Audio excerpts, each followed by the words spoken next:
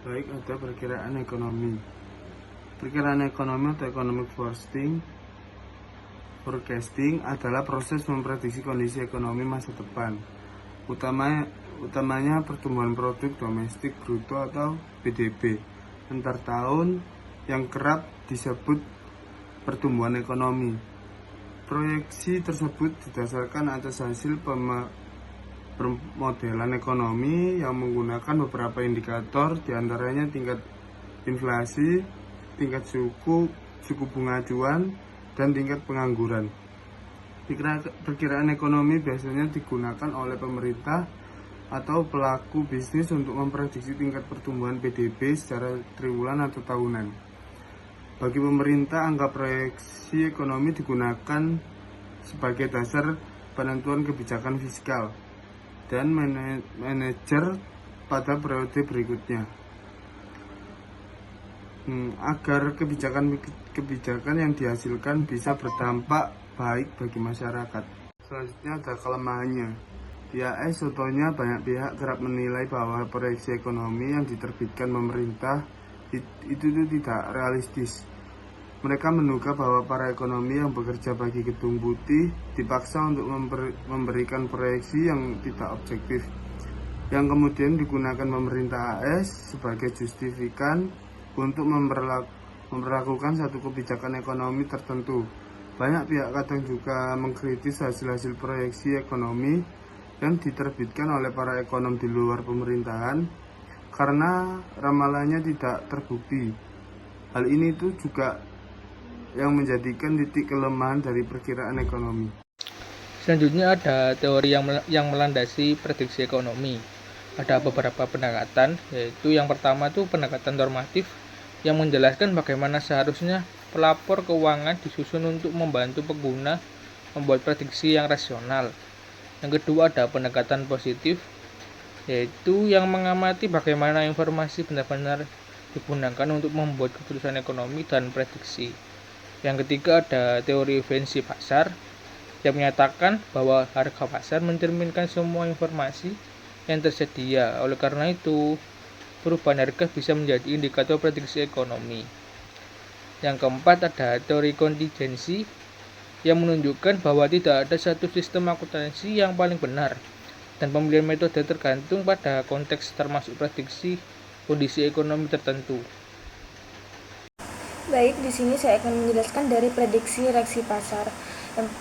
Definisi dari prediksi reaksi pasar ini adalah upaya untuk memprediksikan bagaimana pasar akan merespon terhadap suatu informasi atau peristiwa yang melibatkan analisis berbagai faktor, termasuk tren pasar, karakteristik pasar, dan angka-angka penting untuk menentukan bagaimana pasar kemungkinan yang akan bereaksi.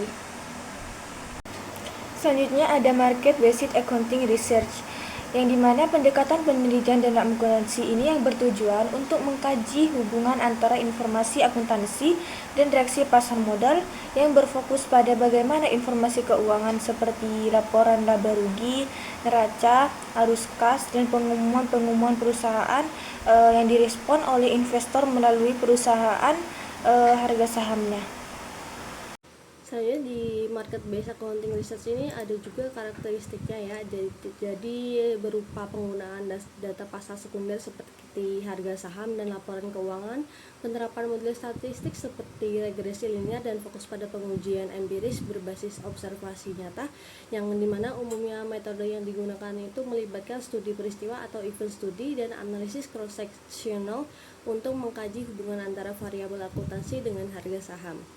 Baik, yang selanjutnya yaitu adalah pendekatan positif. Apa sih pendekatan positif itu? Pendekatan positif itu merupakan pendekatan yang berfokus pada penjelasan dan prediksi praktik akuntansi yang sebenarnya terjadi di dunia nyata, bukan sekedar memberikan norma atau aturan ideal. Pendekatan ini dikembangkan oleh Watts and Zimmerman pada tahun 1986 dan berorientasi pada penelitian empiris yang menguji fenomena akuntansi berdasarkan observasi dan data nyata. Lalu, apa sih bedanya pendekatan positif dan pendekatan normatif? Jika pendekatan normatif itu adalah dalam teori akuntansi, pendekatan yang fokus pada bagaimana akuntansi seharusnya dipraktekkan, bukan sekedar menjelaskan praktik yang ada. Ciri dan manfaat pendekatan positif. Untuk ciri-cirinya sendiri adalah yang pertama menggunakan pemahaman, kemampuan, dan pengetahuan akuntansi. Yang kedua menggunakan kebijakan akuntansi yang sesuai untuk menghadapi kondisi tertentu di masa mendatang. Yang ketiga berdasarkan fakta yang objektif dan berdasarkan bukti yang empiris. Untuk manfaatnya sendiri yang pertama menciptakan pola sistematis dalam pilihan akuntansi. Yang kedua memberikan penjelasan spesifik terhadap pola tersebut. Yang ketiga, memberikan kerangka kerja yang jelas untuk memahami akuntansi. Dan yang keempat, menunjukkan peran kunci penetapan biaya kontrak dalam teori akuntansi. Selanjutnya yaitu fokus dan konsep utama dari pendekatan positif. Yang pertama yaitu pemilihan kebijakan akuntansi. Dari manajemen memiliki fleksibilitas dan memilih metode akuntansi untuk memaksimalkan utilitas dan keuntungan dengan mempertimbangkan biaya dan manfaat. Untuk kedua yaitu konsekuensi ekonomi. Teori ini menghargai dampak kebijakan akuntansi terhadap biaya modal, biaya kontrak, dan harga saham, menghubungkan praktik akuntansi dengan efek ekonomi yang nyata. Untuk yang ketiga yaitu hipotesis dalam teori akuntansi positif mencakup yang pertama, hipotesis program bonus. Manajer memilih metode yang menguntungkan kompensasi. Yang kedua, hipotesis hutang atau ekuitas, pilihan akuntansi terkait dengan struktur modal perusahaan. Dan yang ketiga, hipotesis biaya politik. Perusahaan memilih kebijakan akuntansi untuk mengurangi biaya politik atau regulasi. Penerapan pendekatan positif. Perusahaan dapat menyesuaikan kebijakan akuntansi berdasarkan hasil penelitian empiris dan analisis dampak kebijakan tersebut terhadap kinerja dan perilaku pihak terkait. Pengungkapan informasi dapat mendorong keterbukaan dan transparansi dalam laporan keuangan agar para pemangku kepentingan dapat membuat keputusan yang lebih tepat.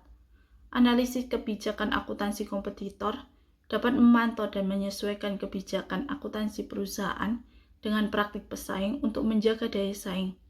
Respon terhadap perubahan regulasi dapat menggunakan pendekatan positif untuk menganalisis dan merespon perubahan standar akuntansi yang berlaku.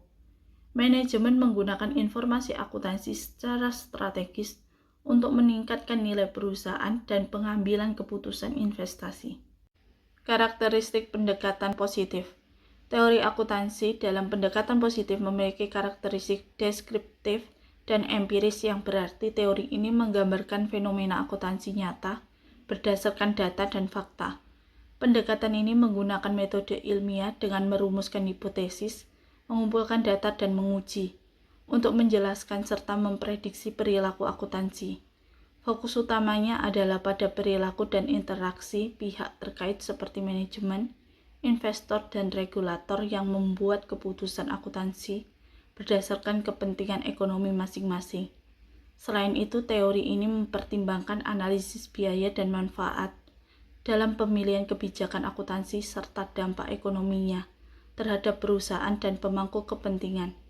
Tujuan utama teori akuntansi positif adalah memberikan penjelasan rasional dan prediksi terhadap praktik akuntansi yang terjadi, bukan menetapkan norma atau standar yang harus diikuti. Teori ini berorientasi pada realitas praktik akuntansi dan berusaha memahami fenomena akuntansi secara objektif dan ilmiah.